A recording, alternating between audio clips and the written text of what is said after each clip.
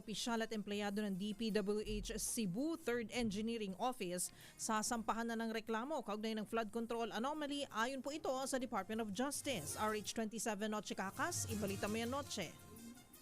Miss Kay at Kuya Henry, kinumpirma ng Department of Justice na natanggap na nila ng National Prosecution Service ang rekomendasyon ng National Bureau of Investigation para sampahan ng kaso ang nasa 20 opisyal at empleyado ng DPWH Cebu 3rd Engineering Office.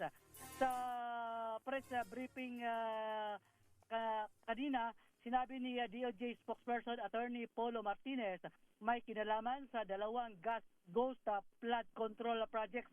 Kabilang sa isasampang kaso dito ay technical malversation, Anti-Graft and Corrupt Practices Act, perjury, falsification at use of falsified documents at Government Procurement Reform Act. Darito si Attorney Polo Martinez. DOJ confirms that it has received two separate criminal complaints filed by the NBI Cebu District Office against 20 individuals, officials and employees of the DPWH Cebu 3rd District Engineering Office.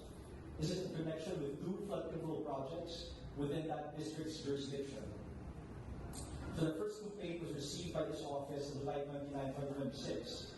A second complaint involving the same 20 respondents and the same charges, but arising from a separate flood control project as I was on filing. So the 20 respondents are engineers and other personnel of the DPWH Cebu District Engineering Office. That's the third DEO, including some private individuals.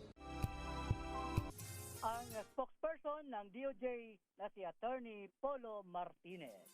RH27, Noche Cacas, DCRH, una sa Pilipinas.